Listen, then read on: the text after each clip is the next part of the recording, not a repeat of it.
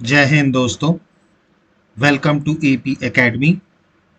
आज हम लोग शुरुआत करने जा रहे हैं मौर्य डायनेस्टी। देखिए, मौर्य डायनेस्टी जो है, एक तरीके से इसको सबसे पहला एम्पायर कहा जाता है पूरे इंडिया का। इससे पहले हमने जो डायनेस्टीज पढ़ी थी, जैसे अगर हम बात करें तो जो हमने जब 16 महाजनपदों को पढ़ा था, तो हमने वहां पर देखा था कि 16 जो महाजनपद हुआ करती थी उनका एक डिफाइंड एरिया था। लेकिन अगर हम मौर्य वंश को देखें तो मौर्य वंश जो रहा है वो एक तरीके से पूरा अफगानिस्तान तक कवर करते करते और अप्रोक्सीमेटली नीचे केरल और तमिलनाडु को छोड़ करके बाकी एंटायर एरिया जो रहा है वो मौर्य का रहा। जैसे आपको यहाँ पर मैप में नजर आ रहा होगा कि मौर्य साम्राज्य जो रहा है, ये मौर्य साम्राज्य का तब का मैप है 265 बीसी का। ये मौर्य साम्राज्य का मैप है 265 बीसी का। ठीक।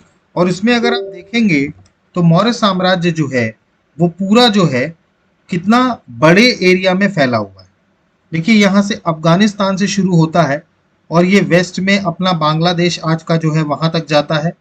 फिर इसके बाद अगर हम साउथ में देखें तो नीचे का केरल और थोड़ा पार्ट तमिलनाडु को छोड़ दिया जाए तो बाकी पूरा एंटायर एक्सटेंड जो रहा है वो पूरा मौर्य डायनेस्टी का रहा है। इसीलिए इसको फर्स्ट एम्पायर ऑफ इंडिया कहा जाता है। इंडिया का जो सबसे पहला एम्पायर जिसने इतने बड़े एरिया के ऊपर अपना राज्य किया।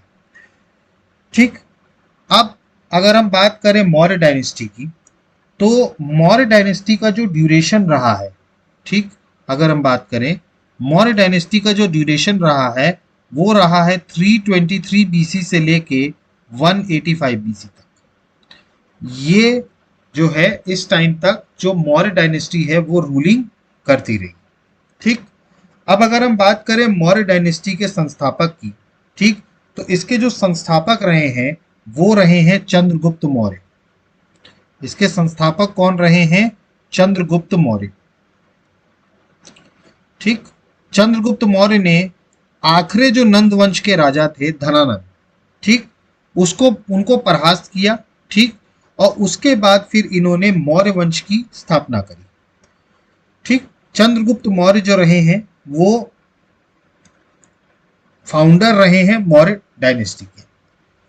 अब अगर हम बात करें यहाँ पर हिस्ट्री में जो हम डायनेस्टीज पढ़ेंगे, वैसे तो कहा जाए तो हम अभी तक जो पढ़े हैं, ठीक है, अब जो भी हम डायनेस्टीज पढ़ेंगे, जैसे अभी हम मौर्य वंश पढ़ रहे हैं, इसके बाद फिर हम गुप्ता डायनेस्टी पढ़ेंगे, गुप्ता डायनेस्टी के बाद फिर मेडिवल हिस्ट्री में जाके हम अरब की डायनेस्टी देखेंगे जो गुलाम वंश रहा, स्लेव डायनेस्टी, या हम मौर्य डायनेस्टी की बात करेंगे।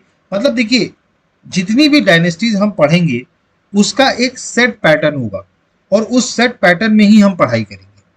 जैसे अगर हम बात करें मौर्य डायनेस्टी की, ठीक, तो सबसे पहले हम देखेंगे इनके राजाओं के बारे में, कौन कौन से राजा महत्वपूर्ण राजा इनके रहे और उनके टाइम पे क्या क्या इंपॉर्टेंट इवेंट्स हुए। तो सबसे पहले हम देखेंगे उनके राजाओं के डिस्क्रिप्शंस। उसके बाद फिर हम आगे चलेंगे, तब हम सबसे पहले हर डायनेस्टी का, देखिए जितनी भी डायनेस्टीज होती हैं इनके 3 से 4 एस्पेक्ट्स होते हैं। सबसे पहला होता है पॉलिटिकल एस्पेक्ट। पॉलिटिकल एस्पेक्ट्स में आता है उस डायनेस्टी का एडमिनिस्ट्रेशन कैसा रहा। ठीक। तो सबसे पहले हम देखेंगे राजाओं को पढ़ने के बाद उनका एडमिनिस्ट्रेशन, कि किस तरीके से वो अपना प्रशासन चलाते थे। ठीक। तो पॉलिटिकल एस्पेक्ट्स में हम देखेंगे उसका एडमिनिस्ट्रेशन। उसके बाद फिर हम देखेंगे उसका सोशल एस्पेक्ट, मतलब उनके टाइम पर जो सामाजिक संरचना थी वो कैसी थी। ठीक। देखिए, ये बिल्कुल सेट पैटर्न रहेगा, जिस पैटर्न के अकॉर्डिंग हम जितनी भी डायनेस्टीज अब पढ़ेंगे वो इसी सेट पैटर्न पे पढ़ेंगे। सबसे पहले हम देखेंगे उनका पॉलिटिकल एस्पेक्ट, दूसरा हम देखेंगे उनका सोशल एस्पेक्ट, सामाजिक उनका ताना बाना किस तरीके का रहा, तीसरा जो हम देखेंगे वो देखेंगे उनका इकोनॉमिक एस्पेक्ट। ठीक। अर्थव्यवस्था उनके शासनकाल में कैसी थी, कैसी क्या, मतलब कौन कौन सी चीजें वो किया करते थे अर्थव्यवस्था के रूप में, तो उसको हम देखेंगे इकोनॉमिक। और लास्ट में जो हम देखेंगे वो देखेंगे इनका आर्ट एंड आर्किटेक्चर। इन्होंने क्या क्या आधिपत्य बनाए, ठीक है, इनके क्या क्या आर्ट रहे और क्या क्या इनका आर्किटेक्चर रहा। ये जो 4 पॉइंट्स हैं, ये चारों पॉइंट्स, और इसके पहले पॉलिटिकल के पहले हम इनके रूलर्स के बारे में पढ़ेंगे, कौन कौन से रूलर्स इनके रहे हैं। तो ये जितने 5 एस्पेक्ट्स हैं, जितनी भी डायनेस्टीज अब हम पढ़ेंगे वो सारी डायनेस्टीज के यही एस्पेक्ट होंगे। सबसे पहले हम उनके रूलर्स के बारे में पढ़ेंगे, उसके बाद हम उनके पॉलिटिकल एस्पेक्ट के बारे में पढ़ेंगे, उनके एडमिनिस्ट्रेशन के बारे में पढ़ेंगे, फिर इसके बाद हम उनके सोशल एस्पेक्ट के बारे में पढ़ेंगे, इकोनॉमिक पढ़ेंगे, और लास्ट में हम उसका आर्ट एंड आर्किटेक्चर पढ़ेंगे। तो इस तरीके से हम पूरी डायनेस्टी को कंप्लीट करेंगे। तो आज हम बात कर रहे हैं मौर्य डायनेस्टी की। ये जो पूरा मौर्य डायनेस्टी है, ये हमारा 4 पार्ट्स में कंप्लीट होगा, ठीक है। क्योंकि मौर्य डायनेस्टी एक बहुत बड़ी डायनेस्टी है, ठीक, तो इसके कई सारे political, social, economic, art and architecture भी काफी ज्यादा है। तो इस कारण से इस डायनेस्टी में जो है वो टाइम लगेगा, क्लियर। तो इसको हम 4 पार्ट्स में कवर करेंगे। आज फर्स्ट पार्ट में हम देखेंगे सबसे पहले तो मौर्य डायनेस्टी के सोर्स ऑफ इंफॉर्मेशन क्या थे, ठीक। सोर्स ऑफ इंफॉर्मेशन का मतलब ये होता है कि भाई हमें मौर्य साम्राज्य के बारे में पता कहां कहां से चला है। देखिए, इतिहास में कोई भी चीज जो हम पढ़ रहे हैं वो हमें कहीं ना कहीं से पता चली है, जिसका सोर्स ऑफ इंफॉर्मेशन होता है, ठीक। जैसे अगर हम बात करें तो कई सारे इंस्क्रिप्शंस होते हैं, ठीक, या हमें कई सारे आर्कियोलॉजिकल एविडेंस भी मिलते हैं, ठीक, लिटरेचर एविडेंस भी मिलते हैं। तो हम सबसे पहले तो वो सोर्सेस पढ़ेंगे कि मौर्य डायनेस्टी के बारे में हमें पता कहां कहां से चलता है, ठीक। उसके बाद हम देखेंगे कि जो मौर्य साम्राज्य ये रहे हैं मौर्य लोग, इनका वर्ण क्या था। देखिए, अलग अलग हिस्टोरियंस ने अलग अलग उसमें इनके वर्ण के बारे में अलग अलग थ्योरी दी है, ठीक। कुछ लोग कहते हैं कि ये शूद्र थे, कुछ कहते हैं ये वैश्य थे, कुछ कहते हैं ये क्षत्रिय थे। तो हमें ये देखना होगा कि किसने क्या कहा, ठीक। उसके बाद फिर हम पढ़ेंगे इनके रूलर्स के बारे में। अब अगर हम मौर्य साम्राज्य की बात करें तो मौर्य साम्राज्य में 3 सबसे महत्वपूर्ण रूलर रहे हैं। सबसे पहले तो इसके फाउंडर चंद्रगुप्त मौर्य, उसके बाद फिर उनके बेटे रहे बिंदुसार, और फिर बिंदुसार के जो बेटे रहे हैं वो रहे हैं अशोक। तो इन 3 राजाओं के बारे में हमें पढ़ना है, ठीक। सबसे पहले हमारे जो राजा रहेंगे वो चंद्रगुप्त मौर्य हैं, जो उनके फाउंडर रहे, फिर उनके बेटे बिंदुसार, और फिर उनके बेटे अशोक, ठीक। तो आज हम उनके बारे में पढ़ेंगे। इसके अलावा आज हम अशोक की कलिंग वॉर के बारे में देखेंगे कि कलिंग का जो युद्ध अशोक ने लड़ा था वो उसके युद्ध के और उसके क्या इम्पैक्ट रहे, ठीक। इसके बाद आज हम ये भी देखेंगे कि अशोक की जो धम्मा पॉलिसी थी वो क्या थी, और बुद्धिज्म को स्प्रेड करने के लिए अशोक ने क्या क्या काम किए, क्लियर। तो आज हमें इतना सारा एस्पेक्ट मौर्य डायनेस्टी में देखना है, ठीक। तो let's start with this video, और आज से हम शुरू करने जा रहे हैं मौर्य डायनेस्टी। सबसे पहले मैंने आपको बताया मौर्य डायनेस्टी के बारे में कि इनका जो टाइमलाइन रहा है, अगर हम बात करें तो इनका जो टाइमलाइन रहा वो 323 बीसी से लेकर के 185 बीसी तक रहा, ठीक। इसके बाद अगर हम बात करें, इनकी कैपिटल जो रही है वो रही है पाटलिपुत्र। आपको याद रखना है, मौर्य साम्राज्य की एक ही कैपिटल रही है और वो रही है पाटलिपुत्र। पाटलिपुत्र से ही मौर्य साम्राज्य जो है वो चला करता था। इसके बाद अगर हम बात करें, इसके जो फाउंडर रहे हैं, ठीक, वो रहे हैं चंद्रगुप्त मौर्य, ठीक। तो चंद्रगुप्त मौर्य क्या रहे हैं, इसके फाउंडर रहे हैं, ठीक। इसके बाद जो मैं बात कर रहा था कि सोर्सेस क्या क्या रहे हैं, हमें मौर्य वंश के बारे में पता कहां कहां से चलता है। तो देखिए, बेसिकली 2 तरीके के सोर्सेस रहे हैं। एक रहा है लिटरेरी सोर्स, मतलब लिखित एविडेंस, मतलब किसी किताब में या किसी अभिलेख में कोई चीज लिखी हुई है, तो जो लिटरेरी एविडेंस मिला है, ठीक है, उसमें जो सबसे पहले हम बात करते हैं सबसे इंपॉर्टेंट किताब के बारे में, वो है अर्थशास्त्र, ठीक। ये अर्थशास्त्र की जो किताब है ये लिखी है कौटिल्य ने, ठीक। कौटिल्य जिनको क्या कहा जाता था, चाणक्य, ठीक। एक तरीके से कहा जाए तो मौर्य वंश की स्थापना कराने में कौटिल्य या चाणक्य का सबसे बड़ा रोल रहा है। चंद्रगुप्त मौर्य को तैयार करने में, उनको युद्ध कला सिखाने में, और अंततः नंद एम्पायर को खत्म करने में। तो यही कौटिल्य या चाणक्य हैं, ठीक, जिनको विष्णुगुप्ता भी कहा जाता है, ठीक। देखिए, कौटिल्य के 3 नाम आते हैं, एक तो कौटिल्य खुद, दूसरा चाणक्य, और तीसरा विष्णुगुप्त। मैंने आपको तक्षशिला के बारे में बताया था कि तक्षशिला में ये पढ़ाई करते थे।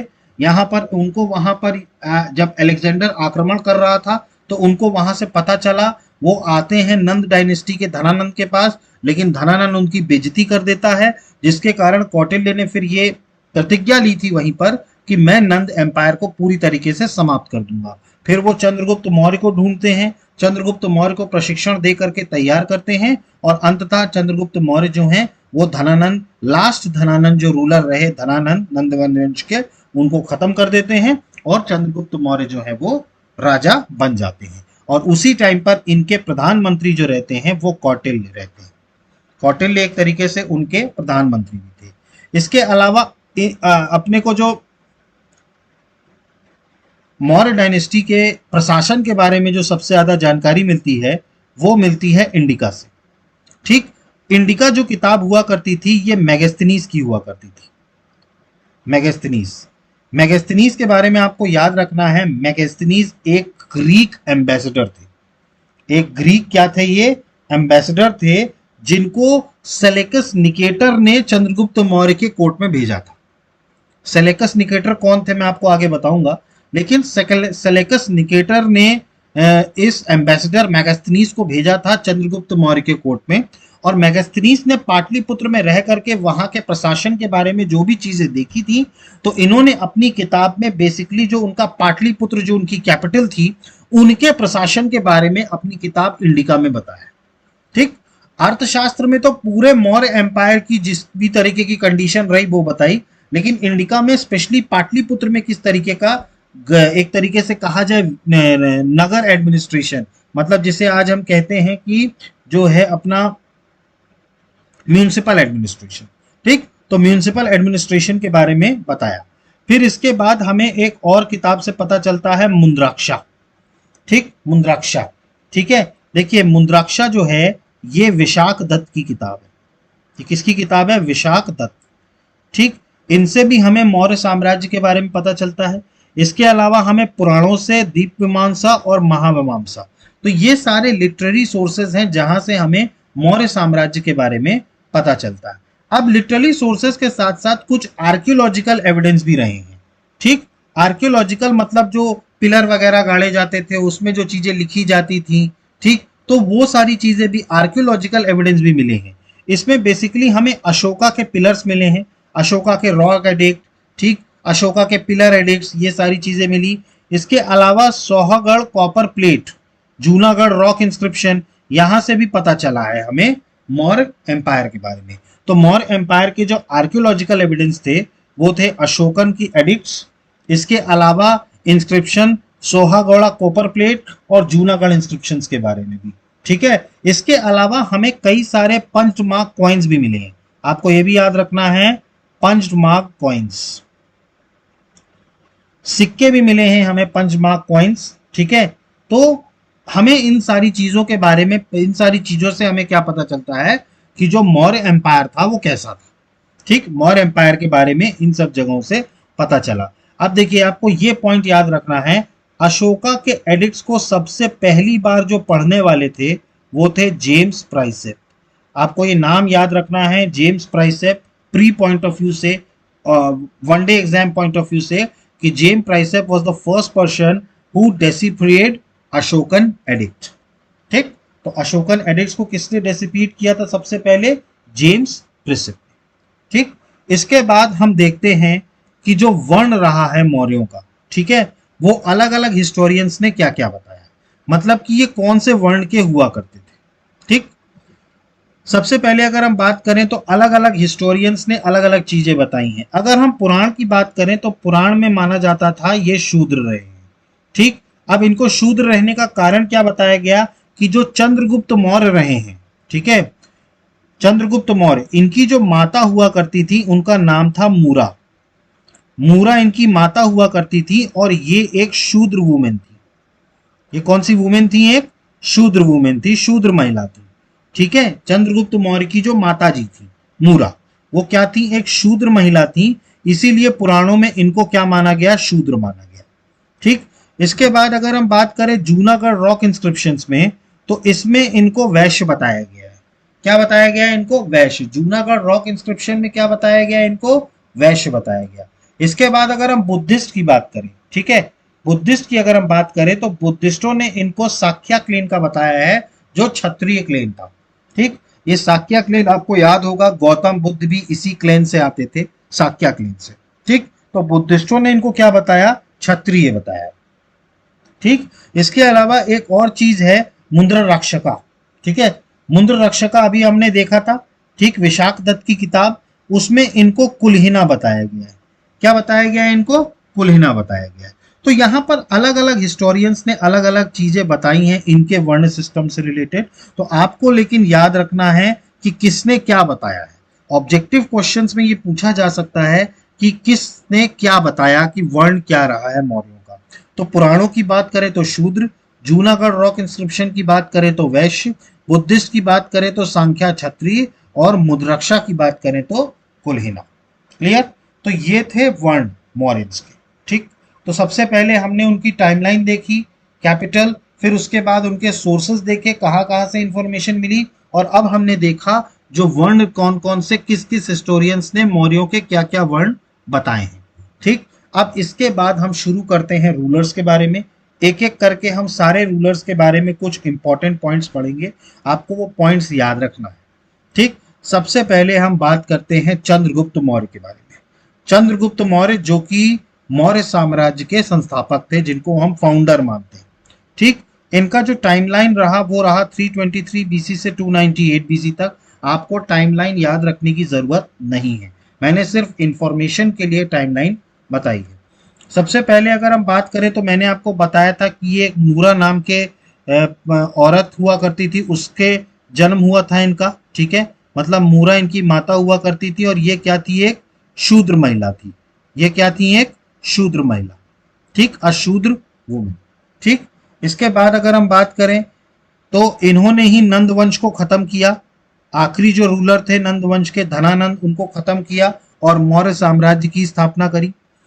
इसके बाद अगर हम बात करें तो 305 बीसी में, देखिए आपको ये डेट याद रखनी है, 305 बीसी में इनका एक युद्ध हुआ था सेलेकस निकेटर के साथ। सेलेकस निकेटर कौन थे, ये सेल्यूसाइड एम्पायर के एक ग्रीक रूलर थे। ठीक, ये ग्रीक रूलर थे सेल्यूसाइड एम्पायर के, सेलिकस निकेटर। उनसे 305 बीसी में इनका युद्ध हुआ। ठीक, और निकेटर इस युद्ध में हारा और चंद्रगुप्त मौर्य जो हैं इस युद्ध में जीत गए। ठीक, तो जीतने के बाद सेलेकस निकेटर ने जो नॉर्थ वेस्टर्न एरिया था अफगानिस्तान का, कांधार, काबुल, हेरात और बलूचिस्तान, इनकी जो एक तरीके से यहां से टैक्स कलेक्ट करने की जो पावर जो थी वो चंद्रगुप्त मौर्य को दे दी थी। मतलब एक तरीके से इनकी सेट्रिपीस दे दी थी इन जगहों की। ठीक है, और बदले में फिर इन रिटर्न में अगर हम बात करें तो चंद्रगुप्त मौर्य ने भी क्या किया था, 500 हाथी प्रेजेंट में दिए थे निकेटर को। तो आपको याद रखना है, सेलेकस निकेटर से इनका युद्ध हुआ था 305 बीसी में, जिसमें चंद्रगुप्त मौर्य ने सेलेकस निकेटर को हराया, और सेलेकस निकेटर ने इनको कांधार, काबुल, हेरात और बलूचिस्तान के टैक्सेस कलेक्ट करने की पावर दी। और इसके अलावा चंद्रगुप्त मौर्य ने उनको रिटर्न में 500 हाथी जो थे वो गिफ्ट किए थे। क्लियर? अब इस ट्रीटी के अकॉर्डिंग, अच्छा देखिए, युद्ध होने के बाद फिर ट्रीटी होती है। तो ट्रीटी के अकॉर्डिंग जो इंदस की ट्रीटी थी, इसको हम कहते हैं according to the treaty of Indus. ठीक, तो इंदस नदी की जो ट्रीटी हुई थी, ठीक है, उसमें यह बताया गया कि जो हिंदू कुश है, ठीक है, ये दोनों स्टेट्स के बीच की बाउंड्री रहेगी। हिंदू कुश जो है ये क्या रहेगी, दोनों स्टेट्स के बीच की क्या रहेगी, बाउंड्री रहेगी। ये ट्रीटी ऑफ इंदस में तय हुआ। मतलब हिंदू कुश माउंटेन के उस तरफ जो है वहां पर सेलेकस निकेटर रहेंगे, और इस तरफ का जितना भी साम्राज्य है उस पर पूरा अधिकार किसका होगा, चंद्रगुप्त मौर्य का। तो युद्ध के बाद जो ट्रीटी हुई थी उसमें यह तय हुआ कि हिंदू कुश जो है वो बाउंड्री रहेगी दोनों स्टेट्स की। ठीक, अब इसके अलावा अगर हम बात करें तो जो सेलेकस निकेटर हैं उन्होंने एक मेगास्थनीस एम्बेसडर भी भेजा था, मेगास्थनीस नाम का। मैंने अभी आपको बताया था मेगास्थनीस की एक किताब थी इंडिका। ठीक, तो इसमें ये जो ग्रीक एम्बेसडर थे, ठीक है, इन्होंने इनको चंद्रगुप्त मौर्य के कोर्ट में भेजा था। ठीक, और मेगास्थनीस ने जो किताब लिखी पाटलिपुत्र में रह करके, इंडिका, उसने बेसिकली पाटलिपुत्र के पूरे म्यूनिसिपल एडमिनिस्ट्रेशन के बारे में बताया था। अभी हम आगे पढ़ेंगे इनका एडमिनिस्ट्रेशन किस तरीके का था। तो वो कहां से हमें इंफॉर्मेशन मिली है, वो मिली है इंडिका से। इसके बाद अगर हम बात करें तो ग्रीक और लैटिन की जो किताबें रही हैं, ठीक है, या उनका जो लिटरेरी सोर्स रहा है, उसमें चंद्रगुप्त मौर्य को सैंड्रोकोटस और एंड्रोकोटस के नाम से जाना। मतलब जो ग्रीक और लैटिन के जो अपने खुद के लिटरेचर रहे या किताबें रही, उसमें उन्होंने चंद्रगुप्त मौर्य को सेंट्रोकोटस और एंड्रोकोटस के नाम से बनाया गया है। ठीक, तो कहीं पर भी अगर सेंड्रोकोटस या एंड्रोकोटस नाम आ जाए तो ये भी नाम किसका है? चंद्रगुप्त मौर्य का। लेकिन ये चूंकि ग्रीक और लैटिन में लिखा हुआ है, इसलिए उन्होंने इसका नाम क्या दिया? सेंड्रोकोटस और एंड्रोकोटस। ठीक, इसके अलावा अगर हम बात करें तो अकॉर्डिंग टू जैन ट्रेडिशन, मैंने आपको बताया था जब मैं जैनिज्म पढ़ा रहा था कि चंद्रगुप्त मौर्य जो थे उन्होंने अपने अंतिम समय में जैन धर्म को अपना लिया था। ठीक, तो यहां पर जैन ट्रेडिशन के अकॉर्डिंग ये बताया गया कि चंद्रगुप्त मौर्य अपने अंतिम समय में जैन बने। ठीक है, और ये नीचे जो चंद्रागिरी हिल श्रवण बेलगुला जो आज का कर्नाटका में है, ये भाद्र बाहु के साथ वहां पर गए थे। मैंने आपको जब जैनिज्म बता रहा था तो मैंने जैनिज्म में दो सेक्ट बताए थे, एक थे दिगंबर और एक थे श्वेतांबर। उस टाइम पर मैंने जब आपको दिगंबर और श्वेतांबर की हिस्ट्री बताई थी तो मैंने आपको बताया था कि भाई उस टाइम पर कुछ जो है बहुत सारा मतलब फ्लड पड़ा था, या एक तरीके से कहा जाए सूखा पड़ गया था, जिसके कारण कुछ जैन धर्म के लोग भाद्रबाहु के नेतृत्व में नीचे साउथ की तरफ कर्नाटक की तरफ चले गए थे। और यही मैंने आपको बताया था, ये कौन बने थे? दिगंबर बने थे। और जो वहां पर स्थूलभद्र के शासन काल में जो वहीं पर रह गए थे वो क्या बने थे? श्वेतांबर बने थे। तो इनका मानना यह है जैन ट्रेडिशन का कि चंद्रगुप्त मौर्य जो थे वो जैन बने और ये भाद्रबाहु के साथ नीचे कर्नाटका श्रवण बेलगुला में गए, और अपनी अंतिम समय में इन्होंने जो अपनी मौत करी वो साले खाना जो करी। मैंने आपको बताया था साले खाना के बारे में भी। साले खाना मतलब इसमें धीरे धीरे क्या करते हैं लोग? खाना छोड़ देते हैं और धीरे धीरे फिर मृत्यु की तरफ चले जाते हैं। तो चंद्रगुप्त मौर्य के बारे में भी यही बताया जाता है कि इन्होंने धीरे धीरे अपने शरीर का देह त्याग ऐसे ही किया था। क्लियर? तो ये था चंद्रगुप्त मौर्य के बारे में। आपको कुछ इंपॉर्टेंट पॉइंट्स इसमें नोट करके रखने हैं। ठीक, अब इसके बाद चंद्रगुप्त मौर्य के बाद इनके बेटे गद्दी पर बैठेंगे जिनका नाम था बिंदुसार। ठीक, बिंदुसार का जो टाइम ड्यूरेशन था वो था 298 बीसी से लेके 273 बीसी तक। ठीक, ये सबसे पहली बात तो बेटे थे चंद्रगुप्त मौर्य के और उनके सक्सेसर भी थे। ठीक, इसके बाद अगर हम बात करें तो इनका जो टाइटल है, ठीक है, ये टाइटल आपको याद रखना है, इनको अमित्र घाट या अमित्रोचैट कहा जाता है। ठीक, अमित्र घाट और अमित्रोचैट जो है ये टाइटल था किसका? बिंदुसार का। ठीक, तो आपको ये याद रखना है। ठीक, अब इनके टाइम पर अगर हम बात करें तो तक्षशिला में अगर हम बात करें, अफगानिस्तान का जो तक्षशिला था, ठीक, वहां पर कुछ रिवॉल्ट हुआ था 2 बार। ठीक, जिस टाइम पर इनका वहां पर due to bad administration of the province by prince Sushma. देखिए, इनका एक बड़ा पुत्र हुआ करता था सुशिम। ठीक, तो सुशिम को इन्होंने क्या किया था? तक्षशिला का गवर्नर या वाइसरॉय बना के भेजा था, और इन्होंने अपने दूसरे बेटे अशोक को उज्जैन का गवर्नर बना के भेजा था। तो जो ये सुशिम था ये थोड़ा सा इनकेपेबल था।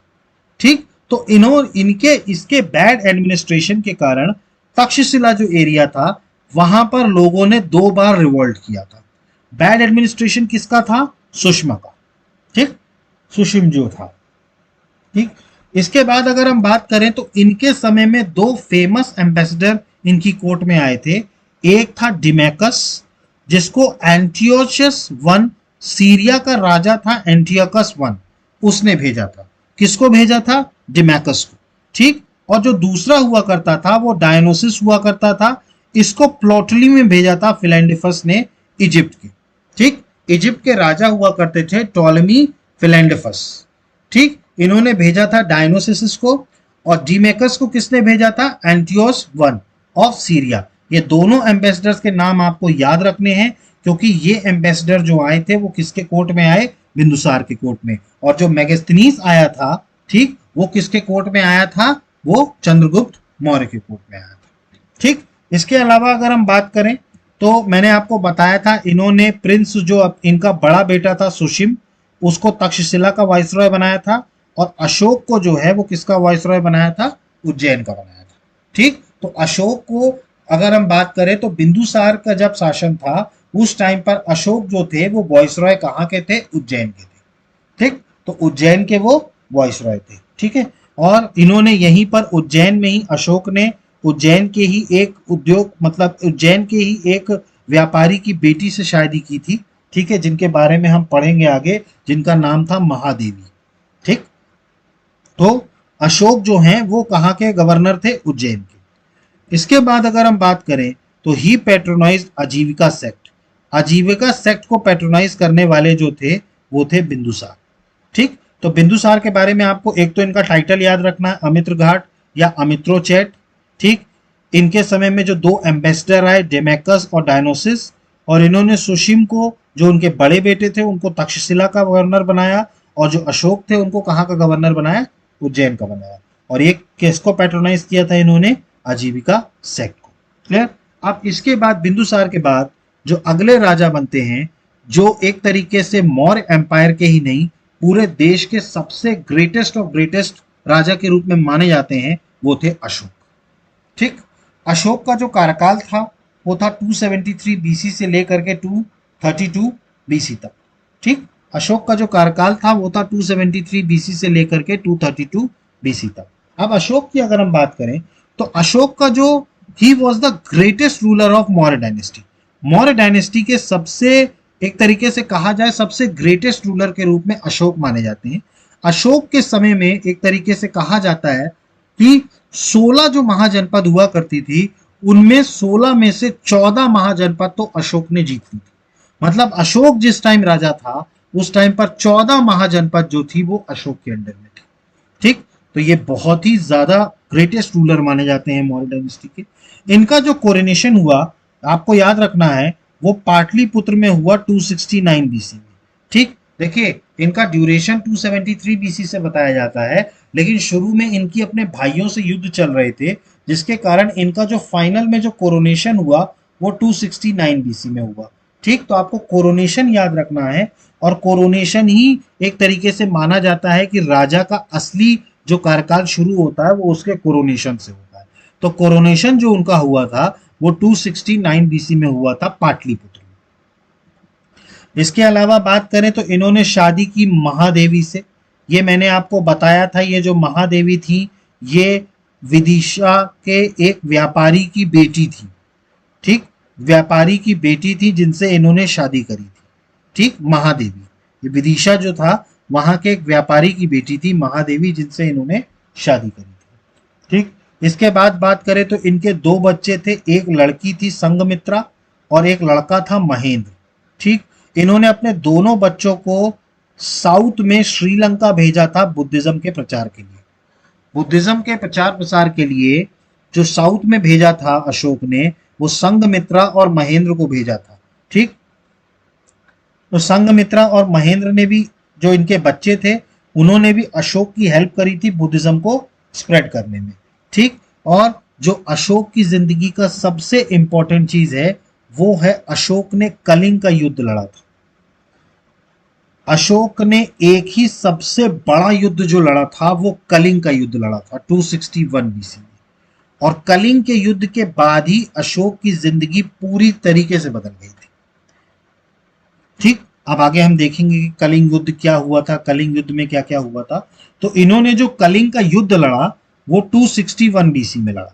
ठीक, और बुद्धिस्ट ट्रेडिशन के मुताबिक अर्ली लाइफ में अगर हम बात करें तो बुद्धिस्ट के ट्रेडिशंस के अकॉर्डिंग अर्ली लाइफ में जो अशोक थे वो बहुत ही ज्यादा क्रूअल थे। इसमें तो यहां तक लिखा है कि इन्होंने अपने 99 भाइयों को मार करके सिंहासन हासिल किया।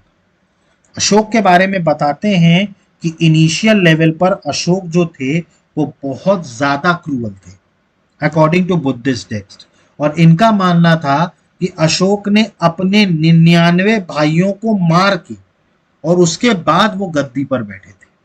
ठीक, मतलब सबसे पहले उन्होंने अपने सारे भाइयों को खत्म किया और उसके बाद फिर वो गद्दी पर बैठे अकॉर्डिंग टू बुद्धिस्ट ट्रेडिशन। ठीक, तो ये था अशोक के बारे में। अशोक का आपको याद रखना है सबसे इंपॉर्टेंट। देखिए अभी हमारा जो लाइन से जितने भी टॉपिक्स चलेंगे वो सब अशोक से ही रिलेटेड है, ठीक, क्योंकि अशोक का ही कार्यकाल जो रहा वो सबसे ज्यादा इंपॉर्टेंट रहा है और मौर्य डायनेस्टी के सबसे ग्रेटेस्ट रूलर जो रहे वो अशोक रहे, ठीक। तो इन्होंने जो कलिंग वॉर लड़ा, अब हम देखेंगे कि कलिंग वॉर में क्या हुआ, ठीक। कलिंग वॉर हुआ किनके किनके बीच, क्या उसका परिणाम रहा, कब हुआ और उसके इम्पैक्ट क्या पड़े। देखिए कोई भी युद्ध होता है ना तो उसके इम्पैक्ट भी पड़ते हैं, ठीक, कोई भी इवेंट हो तो उसके कुछ इम्पैक्ट होते हैं। तो अब हम आगे देखेंगे कि ये जो कलिंग का युद्ध हुआ, ठीक, पहले तो इस युद्ध की डिटेल्स देखेंगे, उसके बाद फिर देखेंगे इसके इम्पैक्ट की कलिंग वॉर का इम्पैक्ट किस पर, अशोक की जिंदगी पर क्या पड़ा और उससे मौर्य साम्राज्य जो डायनेस्टी थी उसके ऊपर उसका क्या इम्पैक्ट पड़ा। So let's start with this Kalinga war. Ashok के बारे में आपको समझ में आ गया, अशोक के बारे में ये कुछ इंपॉर्टेंट पॉइंट्स हैं जो आपको लिखने हैं। इसके बाद हम देखेंगे कलिंग का युद्ध। देखिए सबसे पहले तो आपको याद रखना है ड्यूरेशन। कलिंग का युद्ध जो हुआ था वो 261 बीसी में हुआ था। ये बहुत बहुत इंपॉर्टेंट है, आपको पता होना चाहिए कलिंग का युद्ध जो है वो 261 बीसी में हुआ था, ठीक। अब ये किस नदी के किनारे हुआ था, तो आपको याद रखना है ये दया रिवर के किनारे हुआ था। कौन सी रिवर थी, दया रिवर। ये सारे पॉइंट्स जो मैं आपको बता रहा हूं ये बहुत इंपॉर्टेंट है। तो कलिंग का युद्ध सबसे पहली बात तो 261 बीसी में हुआ, ठीक, और ये दया रिवर के करीब हुआ था, ठीक, दया रिवर के निकट हुआ था। अब ये हुआ किनके किनके बीच था, तो इस युद्ध में एक तरफ थी मौर्यन फोर्सेस और मौर्यन फोर्सेस को लीड कौन कर रहे थे, अशोक, ठीक। तो एक तरफ थी मौर्यन फोर्सेस और जो दूसरी तरफ था वो थी कलिंग, ठीक। कलिंग जो आज की डेट में उड़ीसा का पार्ट है, ठीक है, कलिंग, ठीक। अब दूसरी तरफ जो कलिंग था, ठीक है, उनको जो लीड कर रहे थे वो कर रहे थे अनंत पद मानभम, अनंत पद्मानभम, अनंत पद्मानभम जो थे वो कलिंग की तरफ से थे और मौर्य की तरफ से कौन थे, अशोक थे, ठीक। अब इस युद्ध का परिणाम आप जानते हैं, अशोक युद्ध जीते थे, मौर्य एम्पायर युद्ध जीता था और इससे क्या हुआ, जो कलिंग जो था वो अब मौर्य एम्पायर का पार्ट बन गया था, ठीक। तो कलिंग के युद्ध में सबसे पहले तो ये 261 बीसी में हुआ, सबसे पहले आपको इसका ईयर याद रखना है 261 बीसी में। इसके बाद कहां पर हुआ, तो at the bank of Daya river, ठीक है, दया रिवर के किनारे हुआ। इसके बाद बात करें तो किनके किनके बीच में हुआ, तो मौर्य फोर्सेस के बीच में जिसको लीड कर रहे थे अशोक और कलिंग फोर्सेस के बीच में जिसको लीड कर रहे थे अनंत पद्मानभम, अनंत पद्मानभम, ठीक है। उसके बाद फिर इसका रिजल्ट क्या हुआ, अशोक जो हो गए वो विक्टोरियस हुए, अशोक ने ये युद्ध जीता और कलिंग जो था उसको एनेक्स कर लिया by Ashok into Mauryan empire, ठीक। तो जो मौर्य एम्पायर था उसके अंदर कलिंग को जो है वो एनेक्स कर लिया गया, ठीक। तो इस युद्ध के बारे में आपको इतना इंट्रोडक्शन याद रखना है।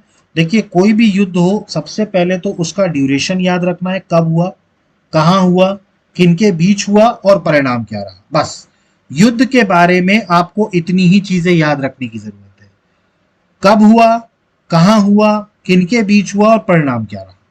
सारे युद्ध जितने भी हम आगे पढ़ेंगे ना, सब युद्ध में हमें इन्हीं पॉइंट्स को याद रखने की जरूरत है, ठीक। तो कलिंग का युद्ध हुआ, ठीक, क्लियर हुआ आपको ये, ठीक। अब हम देखते हैं कलिंग के युद्ध के इंपैक्ट क्या पड़े, ठीक। तो नेक्स्ट जो है हमारा वो है इंपैक्ट ऑफ कलिंग वॉर। देखिए एक तो सबसे पहले तो कलिंग वॉर के बाद जो सबसे ज्यादा अगर किसी की जिंदगी में बदलाव आया तो वो अशोक की जिंदगी में। देखिए कलिंग के युद्ध में बताते हैं कि तकरीबन 1 लाख लोग मरे थे। आप कल्पना कर सकते हैं 1 लाख लोगों का रक्त बहा था। जिस जमीन पर युद्ध हुआ था वो जमीन पूरी लाल पड़ गई थी, इतना खून था, 1 लाख लोग मरे थे और करीबन 1.5 लाख के आसपास प्रिजनर्स ऑफ वॉर थे। मतलब जो युद्ध के में जो बंदी बना लिए जाते हैं वो करीबन 1.5 लाख प्रिजनर्स ऑफ वॉर थे। तो इतना ज्यादा खून बहा था इस युद्ध में कि इतना खून देख करके अशोक का अंदर की अंतर आत्मा तक उसकी जो हो गई झंझोड़ गई, एक तरीके से कहा जाए। मतलब कि उसने इतना ब्लड देखा, इतने लाशें देखी कि उसका जो माइंड था वो पूरी तरीके से बदल गया। ठीक। और अशोक ने सबसे पहले तो अपनी पॉलिसी में चेंज लाया। अशोक की अभी तक की जो पॉलिसी हुआ करती थी वो होती थी भैरी घोष, ये आपको याद रखना है। अब भैरी घोष क्या हुआ करती थी? Physical conquest. मतलब फिजिकली कॉन्क्वेस्ट करना, किसी जगह को अगर जीतना है तो युद्ध करके जीते, फिजिकली उनको मार के जीते। भैरी घोष की पॉलिसी हुआ करती थी अशोक की। लेकिन इस युद्ध में इतना ज्यादा खून खराबा हुआ, इतना ज्यादा खून देखने के बाद इसकी पॉलिसी जो भैरी घोष थी वो चेंज होकर के अब हो गई धम्म घोष। धम्म घोष मतलब जो था एक तरीके से वो था कल्चरल कॉन्क्वेस्ट। कल्चरल या हम इसको रीजनल भी कह सकते हैं, रिलीजियन कॉन्क्वेस्ट। ठीक। अब मतलब उन्होंने क्या किया? अब उन्होंने ये तय कर लिया कि भाई लड़ाई से, युद्ध करके हम किसी भी चीज पे कब्जा नहीं करेंगे। अब हम वहां पर पीसफुली और एक कहा जाए कि धर्म के आधार पर ही वहां पर जो है कॉन्क्वेस्ट करेंगे। मतलब उन्होंने अपनी पॉलिसी जो फिजिकल कॉन्क्वेस्ट की हुआ करती थी उसको चेंज करके कल्चरल कॉन्क्वेस्ट कर लिया। मतलब सबसे पहला इंपैक्ट क्या पड़ा कि जो अशोक की पॉलिसी थी भैरी घोष की, उसको उसने अबेंडन कर दिया।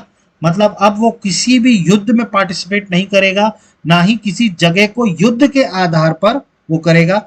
और उसने अपनी पॉलिसी को चेंज करके क्या कर दिया? धम्म घोष कर दिया। मतलब कि अब वो कल्चरली कॉन्क्वेस्ट करेगा, पीसफुली कॉन्क्वेस्ट करेगा। ठीक। मतलब अब वो फिजिकली लड़ाई करके कॉन्क्वेस्ट नहीं करेगा। सबसे पहला इंपैक्ट ये पड़ा। दूसरा, अशोक ने बुद्धिज्म को अपना लिया। देखिए अशोक शुरुआत में बुद्धिस्ट नहीं था, उसने शुरू में बुद्धिज्म नहीं अपनाया था। कलिंग के युद्ध के बाद अशोक ने क्या पाया? अपनाया, बुद्धिज्म अपनाया। ठीक। तो दूसरा इंपैक्ट ये पड़ा कि जो अशोक थे उन्होंने क्या अपना लिया? बुद्धिज्म अपना लिया। ठीक। और इन्होंने एक पॉलिसी चलाई जो मैंने आपको बताया, धम्मा पॉलिसी। कौन सी पॉलिसी चलाई? धम्मा पॉलिसी। ये सारे इंपैक्ट बता रहा हूं कलिंग वॉर के। ठीक। तो सबसे उन्होंने जो पॉलिसी चलाई वो कौन सी चलाई? धम्मा पॉलिसी चलाई, ताकि पूरी सोसाइटी में शांति बनाए रखे, पीस इन सोसाइटी। मतलब सोसाइटी में शांति बनी रहे, इसके लिए इन्होंने धम्मा पॉलिसी चलाई। ठीक। इन्होंने सबसे पहले तो अपनी भैरी घोष से धम्मा घोष में कन्वर्ट हुए, ये इन्होंने अपनी पॉलिसी चेंज करी। इसके अलावा इन्होंने धम्मा पॉलिसी अपनाई, मतलब इन्होंने शांति पूरी सोसाइटी में बनाने का कोशिश किया। खुद इन्होंने बुद्धिज्म अपना लिया। ठीक। अब धीरे धीरे इन्होंने क्या किया? इन बुद्धिज्म को फैलाने का गोल किया। ठीक। तो धीरे धीरे इन्होंने क्या किया? मिशनरीज भेजना शुरू किया। ठीक। ये सारे इंपैक्ट मैं आपको बता रहा हूं। ये क्या भेजना शुरू किया? मिशनरीज भेजना शुरू किया। अब इन्होंने मिशनरीज क्यों भेजना शुरू किया? ताकि बुद्धिज्म का प्रचार प्रसार हो सके, for the propagation of Buddhism. Buddhism का प्रोपोगेशन करने के लिए, मतलब बुद्धिज्म को फैलाने के लिए। ठीक है। इन्होंने मिशनरीज भेजना शुरू किया। कुछ तो इन्होंने श्रीलंका में भेजी और कुछ सेंट्रल एशिया में। ठीक। तो दो जगह इन्होंने अपनी मिशनरीज भेजी, एक जगह भेजा श्रीलंका में और दूसरा भेजा सेंट्रल एशिया में। ठीक। तो एक तो इन्होंने मिशनरीज भेजना शुरू किया क्योंकि इन्होंने खुद बौद्ध धर्म को अपना लिया था, तो इन्होंने क्या किया? बुद्धिज्म को फैलाने का काम किया। इसके अलावा जो सैक्रिफाइसेस हुआ करते थे उसके ऊपर भी इन्होंने बैन लगाया। मतलब इन्होंने उस चीज का भी अपोज किया जो एनिमल्स, मतलब एक तरीके से लिविंग बींग्स, जिस तरीके से वो जानवरों का सैक्रिफाइस करते थे, ठीक है, रिचुअल्स के नाम पर, उसका इन्होंने भी बहुत ज्यादा अपोज किया। मतलब कि ये जो लिविंग बींग्स हैं, जानवर हैं, इनके साथ वायलेंस ना हो। ठीक। मैं आपको जब जैनिज्म और बुद्धिज्म पढ़ा रहा था तो मैंने आपको उनकी जो मेन प्रिंसिपल बताया था वो था नॉन वायलेंस। उनके भी प्रिंसिपल्स में यही था कि भाई निर्जीव जानवरों को ना मारा जाए रिचुअल्स के नाम पर। ठीक, तो इन्होंने भी उसका क्या किया, अपोज किया। ठीक, इसके अलावा इसका कलिंग युद्ध का क्या इंपैक्ट पड़ा कि जो कलिंग था वो मौर्य एम्पायर के अंदर आ गया। कलिंग जो था वो किसके अंदर आ गया, मौर्य एम्पायर के अंदर आ गया। इसका एडवांटेज जो है वो मौर्य एम्पायर को बहुत ज्यादा मिला। देखिए अगर आप यहां पर ध्यान से देखें तो आपको यहां पर कलिंग दिख रहा है। ठीक, और कलिंग आप देखेंगे कि ये समुद्री तट से लगा हुआ है। ठीक, तो एक तरीके से कहा जाए कि जब कलिंग जो हो गया वो अगर मौर्य के हिस्से में आ गया तो जाहिर सी बात है ये जिसका ईस्टर्न पार्ट से जो ट्रेड होता है इस पर भी मौर्य का कब्जा हो जाएगा। ठीक, तो एक तरीके से कहा जाए तो वाटर रूट्स के जरिए, देखिए पानी का रूट, पानी के रूट के जरिए जो था वो ईस्टर्न वर्ल्ड से मौर्य साम्राज्य की कनेक्टिविटी हो गई। मौर्य साम्राज्य की कनेक्टिविटी कहां से हो गई, ईस्टर्न वर्ल्ड से हो गई। ठीक, कलिंग को जीतने के बाद, तो ये भी इसका इंपैक्ट पड़ा। इसके अलावा अगर हम बात करें तो अब धीरे धीरे पॉलिटिकल स्टेबिलिटी आई। पॉलिटिकल स्टेबिलिटी का मतलब कि अब कोई बहुत ज्यादा युद्ध नहीं होंगे, किसी चीज पर जबरदस्ती कोई बहुत ज्यादा कॉन्क्वेस्ट नहीं करेगा। ठीक, तो एक तरीके से पॉलिटिकल स्टेगनेशन भी आया। ठीक, और एक तरीके से कहा जाए तो जो इनकी कॉन्क्वेस्ट की नीति हुआ करती थी वो पूरी तरीके से खत्म हो गई कलिंग वॉर के बाद। अगर आप याद करें तो कॉन्क्वेस्ट की कहानी शुरू हुई थी मगध के जो सबसे पहले हरियंका वंश के राजा थे बिंबिसार से। मैंने आपको बताया था बिंबिसार, बिंबिसार ने उसके पड़ोसी जो महाजनपद था अंग पर आक्रमण करके कब्जा किया था। तो एक तरीके से आक्रमण करके कब्जा करने की शुरुआत वहीं से हुई थी, लेकिन उसको खत्म कहां हुआ, कलिंग युद्ध के बाद। क्योंकि अब कोई युद्ध हुआ नहीं एक्चुअली, क्योंकि उन्होंने, अशोक ने अपनी पॉलिसी को पूरी तरीके से बदल दिया। फिजिकल कॉन्क्वेस्ट से किस तरफ आ गए, वो कल्चरल कॉन्क्वेस्ट की तरफ आ गए। तो जो पहले जो बिंबिसार से शुरुआत हुई थी कॉन्क्वेस्ट करके कब्जा करने की, वो अब पूरी तरीके से कलिंग युद्ध के बाद बंद हो गई। ठीक, तो ये सारे इसके इंपैक्ट थे कलिंग वॉर के। ठीक, तो सबसे पहला इंपैक्ट क्या था, इतना ज्यादा खून खराबा देख करके अशोक का दिल जो हो गया वो बदल गया और उसने अपनी policy Bhairi Ghosh physical conquest से चेंज करके क्या कर दिया, धम्म घोष कल्चरल कॉन्क्वेस्ट। इसके बाद बात करें तो अशोक ने बुद्धिज्म को अडॉप्ट कर लिया। इसके बाद बात करें तो अशोक ने धम्मा पॉलिसी अप्लाई करी जिससे समाज में शांति बने। इसके अलावा इन्होंने मिशनरीज भेजी बुद्धिज्म को प्रमोट करने के लिए श्रीलंका और सेंट्रल एशिया में। इसके बाद बात करें, इन्होंने ये जो सैक्रिफिशियल स्लॉटर जो होते हैं लिविंग क्रिएचर्स के, जो जानवरों को काटा जाता है रिचुअल्स के नाम पर, उसका इन्होंने अपोज किया। ठीक, इसके अलावा भी कुछ इंपैक्ट रहे। कलिंग जो रहा वो मौर्य एम्पायर के अंतर्गत आ गया जिससे इनको ट्रेड एक्सेस मिल गया to the eastern world through water routes. ठीक, वाटर रूट्स के थ्रू, ईस्टर्न वर्ल्ड के थ्रू इनको ट्रेड मिल गया। इसके बाद बात करें तो ये एक तरीके से नया एरा शुरू हुआ शांति का, सोशल प्रोग्रेस का, रिलीजियस स्प्रेड का। ठीक, और सेम समय में पॉलिटिकल स्टैग्नेशन। पॉलिटिकल स्टैग्नेशन मतलब एक तरीके से अब पॉलिटिकल कॉन्क्वेस्ट कुछ नहीं होगा, जो जहां है वैसा ही रहेगा। ठीक, तो एक तरीके से पॉलिटिकल स्टैग्नेशन हुआ। इसके अलावा शांति, सोशल प्रोग्रेस, रिलीजियस का स्प्रेड हुआ सेम समय में। इसके बाद बात करें, Maurya empire begins to dwindle down. Dwindle down का मतलब यह है कि अब मौर्य एम्पायर पूरी तरीके से अपनी अपर लिमिट पर पहुंच गया था। अब यहां से जो मौर्य एम्पायर नीचे आना शुरू हुआ तो वो एक तरीके से नीचे आता गया। मतलब एक तरीके से कहा जाए तो मौर्य एम्पायर बिल्कुल पीक पे था और पीक से पहुंचने के बाद अब वो धीरे धीरे धीरे धीरे ट्रिकल डाउन होकर के नीचे आने लगा। इसके बाद बात करें, अशोक ने एक और आइडियोलॉजी बताई, आइडियोलॉजिकल अपील करी, किनसे, लोगों से। ठीक है, लोगों से उन्होंने और अपने किंगडम में जितने लोग भी रहते थे उनसे एक आइडियोलॉजिकल अपील करी और उसमें उन्होंने ये कहा कि जो भी लोग हैं, ठीक है, वो राजा का आदेश उसी तरह माना करें जैसे अपने पिताजी का मानते हैं। ठीक है, और उनमें कॉन्फिडेंस रखें। ठीक है, मतलब राजा के प्रति वफादारी रखना, एक तरीके से राजा के प्रति लॉयल रहना, जैसे वो अपने पिताजी की तरह माना जाए उसको। ठीक, तो अशोक ने जितने भी लोग थे उनको यही आइडियोलॉजी दी कि भाई आपको ये जो राजा का जो आदेश है उसको एक तरीके से मानना चाहिए कि आपके पिताजी ने आदेश दिया है। ठीक है, और उनको उनके ऊपर कॉन्फिडेंस होना चाहिए। ठीक, तो ये एक आइडियोलॉजिकली चेंज आया अशोक की जिंदगी में। क्लियर, तो ये सारे इंपैक्ट थे। ठीक है, किसके इंपैक्ट थे? कलिंग वॉर के। कलिंग वॉर के युद्ध के बाद अशोक के सोच में बदलाव आया और धीरे धीरे चीजें जो हैं उसके बाद से क्या हो गई, बदलती चली गई। ठीक, तो अब हम इसके बाद देखेंगे अशोक की धम्मा पॉलिसी। ठीक, देखिए ये तो इंपैक्ट थे कलिंग वॉर के। इसके बाद हम देखेंगे अशोक की धम्मा पॉलिसी। अच्छा, ये मैंने आपको बताया था, it marks the close of carrier of conquest, मतलब बिंबिसार से जो साम्राज्यवादी नीति शुरू हुई थी एनेक्स करने की, वो धीरे धीरे कलिंग वॉर के बाद खत्म हो गई। ठीक, ये था इंपैक्ट ऑफ कलिंग वॉर। अब इसके बाद जो हम पढ़ेंगे वो पढ़ेंगे अशोक की धम्मा पॉलिसी। ठीक, अशोक की धम्मा पॉलिसी क्या थी?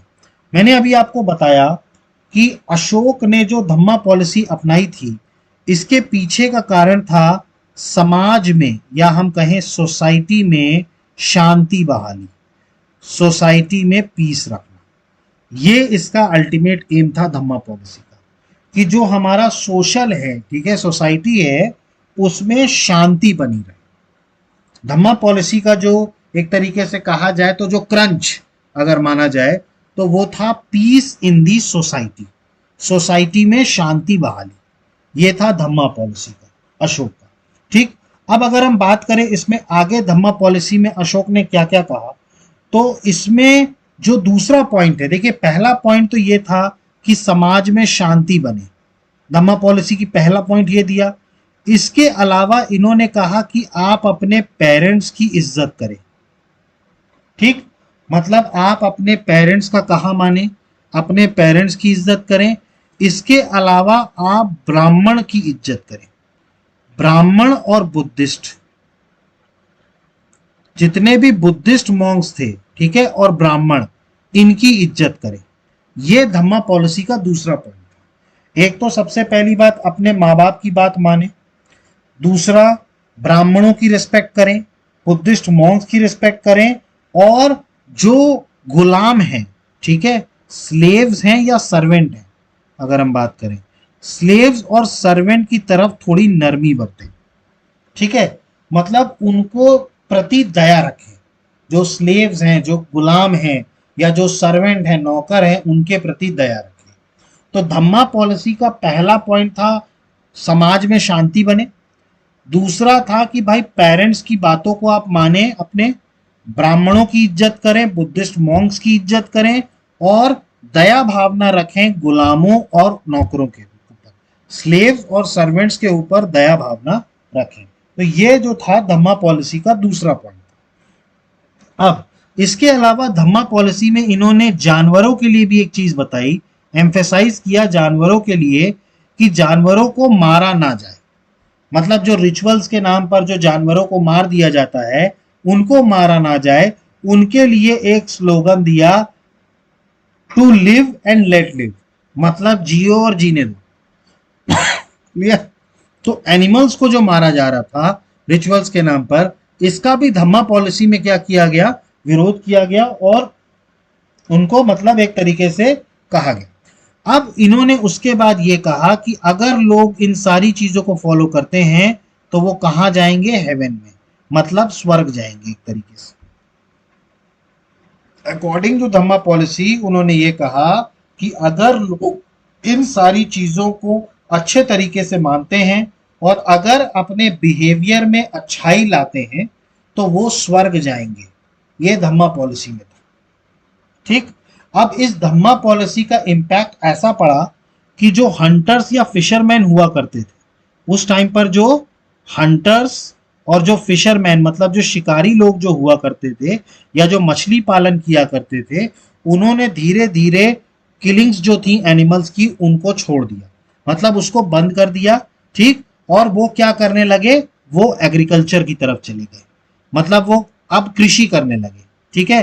पहले जो लोग मतलब शिकार किया करते थे या जो मछुआरे मछलियों को मार दिया करते थे, अब उन्होंने धम्मा पॉलिसी के चलते इन सारी चीजों को छोड़ दिया और अब वो अपने कृषि पर ध्यान देने लगे। क्लियर? तो आपको धम्मा पॉलिसी समझ में आई। सबसे पहली बात तो समाज में शांति, पेरेंट्स की इज्जत करो, ब्राह्मण की इज्जत करो, बुद्धिस्ट मॉन्क की इज्जत करो, स्लेव और सर्वेंट्स के प्रति दया भावना रखो, एनिमल्स की इज्जत करो, उनको मारो मत बिना वजह रिचुअल्स के, ठीक। और अगर आप ये सब करते हैं तो आप स्वर्ग पाएंगे। और इसी का देखा देखी में एक तरीके से कहा जाए तो इसी के उसमें हंटर्स और जो फिशरमैन थे उन्होंने क्या किया, अपनी प्रैक्टिसेस को गिव अप करके वो भी एग्रीकल्चर की तरफ आ गए। तो ये अशोक की धम्मा पॉलिसी, अशोक की कौन सी पॉलिसी थी, ये धम्मा पॉलिसी। तो धम्मा पॉलिसी की बात करें तो इसको धम्मा लॉ ऑफ पाइटी भी कहा जाता है, ठीक। ये आपको याद रखना है, धम्मा लॉ ऑफ पाइटी भी कहा जाता है। इसमें डायरेक्ट किया ताकि सोशल ऑर्डर बने रहे, सामाजिक ताना बाना बना रहे और सोसाइटी में शांति बनी रहे, ठीक। पॉलिसी का मेन एम यही था। इसके बाद बात करें, इन्होंने लोगों को अर्ज किया कि भाई अपने पेरेंट्स की बात मानिए, ब्राह्मणों की रिस्पेक्ट करिए, बुद्धिस्ट मॉन्क्स की रिस्पेक्ट करिए और गुलामों और नौकरों से जो है वो दया भावना रखें। इसके बाद बात करें तो इन्होंने एनिमल्स का भी ध्यान देने की बात की और कहा कि जो रिचुअल्स के नाम पर जानवरों को मारा जा रहा है उनको ना मारा जाए, इनकी बात। और जो इस तरीके से पीपल बहुत अच्छे से लोग बिहेव करेंगे उनको क्या मिलेगी, जन्नत मिलेगी, ठीक। ये सारी बातें कही। इसके बाद इन्होंने कहा कि इसके कुछ धम्मा पॉलिसी के इम्पैक्ट ये पड़े कि जो हंटर्स, जो शिकारी हुआ करते थे या जो मछुआरे हुआ करते थे, उन्होंने जानवरों को मारना बंद कर दिया और वो क्या करने लगे, एग्रीकल्चर की तरफ जाने लगे। तो ये धम्मा पॉलिसी थी अशोक की। आई होप कि आपको क्लियर हुआ होगा। ये सारे पॉइंट्स नोट कर लीजिएगा, ठीक है। एक एक पॉइंट जो है वो बहुत ज्यादा इंपॉर्टेंट है, ठीक। इसके बाद हम देखते हैं कौन कौन से मेजर्स अशोक ने लिए बुद्धिज्म को फैलाने के लिए। मतलब जो बौद्ध धर्म था जिसको उसने अपनाया था, उसमें क्या क्या मेजर्स उसने लिए ताकि वो बौद्ध धर्म को जो है वो फैला सके, ठीक। तो what are the measures taken by Ashok to spread Buddhism, Buddhism को स्प्रेड करने के लिए। तो आपको मैं जब बुद्धिज्म पढ़ा रहा था तो मैंने आपको बताया था थर्ड बुद्धिस्ट काउंसिल, इसके पैट्रोनर कौन थे, अशोक थे। थर्ड बुद्धिस्ट काउंसिल इन्होंने कराई अपने राजकाल में। पाटलिपुत्र में ये काउंसिल कराई थी, किस लिए, ताकि बुद्धिस्ट के जो ज्ञान है या उनकी जो डॉक्ट्राइन्स हैं उनको एक्सपांशन मिल सके। तो सबसे पहला काम बुद्धिज्म को स्प्रेड करने के लिए इन्होंने ये किया, थर्ड बुद्धिस्ट काउंसिल की, ठीक। इसके अलावा वो खुद भी देश में घूमे, ठीक है। मतलब कि वो खुद भी देश में घूमे और बुद्धिज्म को फैलाने के लिए लोगों से उन्होंने मतलब आग्रह किया। मतलब ये खुद ही निकल गए और बुद्धिज्म को चारों तरफ फैलाने का प्रयास किया। मतलब एक तरीके से बुद्धिज्म जो है वो फैलाया, ठीक। तो बुद्धिज्म को फैलाने के लिए इन्होंने खुद भी जो है वो भ्रमण किया था। फिर इसके अलावा इन्होंने मिशनरीज भेजे, ठीक है, अलग अलग पार्ट्स में वर्ल्ड के। जैसे अगर हम बात करें तो महारक्षिता, इनको भेजा यावना में, ठीक। यावना कहाँ है, जो आज का ग्रीक है, ठीक। यावना मतलब आज का क्या है, ग्रीक, ठीक। और अपना जो इनके बेटे थे महेंद्र और संघमित्रा इनकी बेटी थी, ठीक है, इनको भी बुद्धिज्म को फैलाने के लिए कहाँ भेजा गया, सीलोन में, ठीक है। कहाँ भेजा गया, सीलोन। ये कहाँ है, आज का श्रीलंका, ठीक।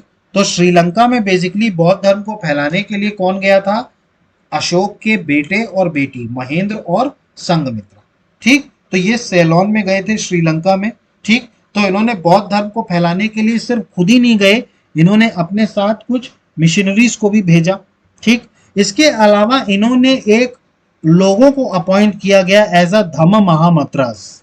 कुछ लोगों को इन्होंने एज अ धम्म महामत्रास अपॉइंट किया और उनका काम था, एक ही था, बुद्धिज्म को फैलाना। बुद्धिज्म को फैलाने के काम के लिए एक सेपरेट डिपार्टमेंट बनाया गया, धम्मा महामात्रास। इसका काम यह था कि इनका काम एक ही था, बुद्धिज्म को चारों तरफ फैलाना, ठीक। इसके अलावा अगर हम बात करें तो इन सारी एफर्ट्स के कारण ये रिजल्ट ये रहा कि जो रूलर था सेलोन का, सेलोन का जो रूलर था श्रीलंका, मतलब आज का जो श्रीलंका है, ठीक है, उसका जो रूलर था वो एक तो सबसे पहली बात तो खुद उसने बौद्ध धर्म अपना लिया और उसकी पूरी कंट्री जो है वो बुद्धिज्म को अपना ली। देखिए आज भी अगर हम बात करें श्रीलंका में, ठीक, तो आज भी वहां बुद्धिज्म है, आज भी वहां बौद्ध धर्म फैला हुआ है, ठीक है, तो ऐसा नहीं है, ठीक। तो बुद्धिज्म जो था वो उस टाइम पर अशोक के टाइम से जो था वो श्रीलंका में फैला, ठीक, वहां के राजा ने बुद्धिज्म को अपनाया, ठीक, और धीरे धीरे पूरी कंट्री जो है वो धीरे धीरे बुद्धिज्म को अपनाने लगी, ठीक। तो ये सारे मेजर्स थे जो अशोक ने लिए बुद्धिज्म को फैलाने के लिए।